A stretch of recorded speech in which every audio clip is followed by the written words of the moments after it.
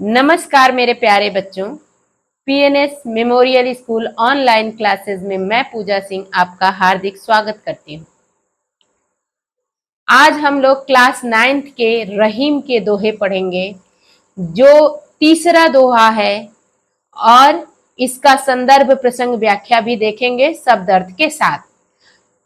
चलिए शुरू करते हैं। टूटे सुजन मनाइए जो टूटे 100 बार, रहीमन फिर पोइए टूटे मुक्ता हार। अब रहीम जी क्या कह रहे हैं कि टूटे सुजन, सुजन मतलब क्या होता है? सज्जन व्यक्ति। अगर वो टूटे, टूटे मतलब नाराज हो जाए, रूठ जाए, गुस्सा हो जाए, तो उनको मना लेना चाहिए। जो टूटे 100 बार, अगर वो 100 बार भी नाराज होता है तो भी उसको मनाना चाहिए। क्यों? रहीमदास जी करें, रहीमन फिर पोइए टूटे मुक्ताहार। यहाँ पोइए कर लीजिएगा, हाँ हो गया है, मेरे टाइप मास्टर की गलती है ये। ठीक है, रहीमन फिर पोइए टूटे मुक्ताहार। पोइए का अर्थ लिख लो पिरोना। पोइए का अर्थ क्या होता है? पिरोना। और मुक्ताहार का अर्थ लिख लो मोतियों की माला या मोतियों का हार। अब इसमें कोई भी शब्द ऐसा है जो नहीं आ रहा है तो आप लोग कमेंट करना, ठीक है? दीपू, विपिन, प्रियंबदा, अनुष्का, ध्रुवी, आदित्य, सभी लोग कमेंट करके बताना कि मुझे ये मैम ये चीज नहीं समझ में आ रहा है, तो वो आप लोग को मैं दोबारा बता दूंगी, ठीक है? अब हम लोग चलते हैं, इसका अर्थ अच्छे से समझ लेते हैं, फिर आगे बढ़ते हैं। तो टूटे सुजन मनाइए जो टूटे 100 बार, मतलब जो रूठ जाए सज्जन व्यक्ति, तो उसको 100 बार भी रूठे, 100 बार लिखा है ना, तो भी उसको मनाना चाहिए। क्यों? रहीमदास जी कह रहे हैं कि जैसे मोती का माला है ना, सही वाला जो असली मोती का हार होता है, अगर वो टूट जाएगा तो आप उसको बार बार ले जाएंगे सोनार के पास, फिर से उसको पोइए मतलब पिरोना, फिर से दूसरे धागे में पिरो के फिर पहन लेंगे, असली मोती का हार रहेगा। तो वैसे ही सज्जन व्यक्ति भी असली मोती है। अगर वो किसी वजह से आपसे रूठ जाए, नाराज हो जाए, तो उसको मनाना चाहिए, ठीक है? अब आप लोग को समझ में आ गया होगा कि जो सज्जन व्यक्ति होते हैं वो मोती के समान बहुमूल्य हैं। उनका साथ बनाए रखने के लिए उनको मनाना चाहिए।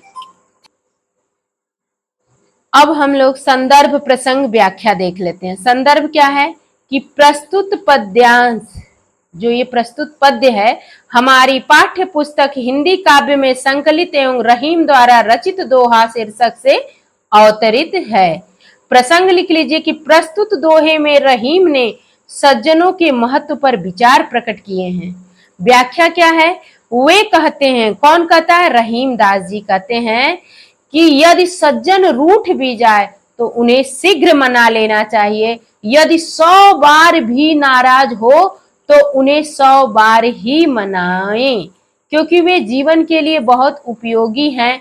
जिस प्रकार सच्चे मोतियों का हार टूट जाने पर उसे बार बार पिरोया जाता है, उसी प्रकार सज्जनों को भी बार बार रूठने पर मना कर रखना चाहिए, क्योंकि वे मोतियों के समान ही मूल्यवान होते हैं। काव्य सौंदर्य हेडिंग के अंतर्गत आप लोग लिख लीजिए कि भाषा कौन सी है? रहीमदास की ब्रज। शैली मुक्तक है, रस शांत रस है, छंद दोहा है, और अलंकार दृष्टांत और पुनरुक्ति प्रकाश है। अब देखो बताती हूँ आप लोग को कि दृष्टांत और पुनरुक्ति प्रकाश कैसे है। देखो जैसे फिर आया तो अनुप्रास है, लेकिन पुनरुक्ति है, मतलब रिपीट हो रहा है, दोबारा आ रहा है। और दृष्टांत कैसे कि सज्जन व्यक्ति का उदाहरण मोती के हार से दिया जा रहा है, इसलिए दृष्टांत अलंकार है। अब ये दोनों चीज आप लोग जब भी काव्य सौंदर्य लिखोगे और लिख दोगे ये पॉइंट कि कौन सा अलंकार है, रस है, छंद है, दोहा है, तो आपके पूरे के पूरे नंबर भी मिल जाएंगे और आप लोग को दृष्टांत और पुनरुक्ति प्रकाश समझ में आ गया होगा। ठीक, अब हम लोग चलते हैं अगले दोहे पे। अगला दोहा हमारा क्या कहता है? रहीमन असुआ नैन ढरी जिय दुख परगट करे, अजाहि निकारो गेह ते कस न भेद कह दे। अब यहाँ रहीम दास का जो दोहा है, इस दोहे का क्या अर्थ है? ढरी, ढरी मतलब निकलते ही, रहीमन असुआ, असुआ मतलब आंसू, नैन जान ही रहे हो नैन, ढरी मतलब निकलना, गिरना, नैन आंखों से आंसू बहते हैं ना, उसी को बोलते हैं। जिय दुख परगट, प्रगट मतलब प्रगट करे, मतलब जब आंसू आंखों से निकलेगा तो यही होगा ना कि आपके अंदर दुख है तो आप रो रहे हैं। जाहि निकारो गेहते कस न भेद कर, कैसे ये बात कह रहे हैं कि जैसे गेह मतलब घर, घर से अगर किसी को निकाल दिया जाए तो वो घर का सारा भेद कह देगा। अब यहाँ पे एक सबसे बड़ा आप लोग को लोकोक्ति प्रचलित मिलेगी कि घर का भेदी लंका ढाहे, घर का भेदी लंका ढाहे। यहाँ भी अलंकार दृष्टांत दे के समझाया गया है कि जैसे घर से निकाला हुआ व्यक्ति सारा भेद कह देगा। कैसे? जैसे आंसू जब नैन से निकलते हैं, यानी अपने घर से निकलते हैं, नैन रूपी घर को बोल रहा है, आंसू निकलते हैं तो वो दिल के, उस शरीर के जो दुख होते हैं वो प्रकट होता है कि यानी ये बहुत दुखी है। यहाँ पर कवि ने जीवन का सच्चा अनुभव प्रकट किया है। अब आप लोग को ये समझ में आ गया होगा कि इस दोहे में रहीमदास जी क्या कह रहे हैं कि घर से निकाला हुआ व्यक्ति सारा भेद उस घर का कह देगा, अपने ही घर का।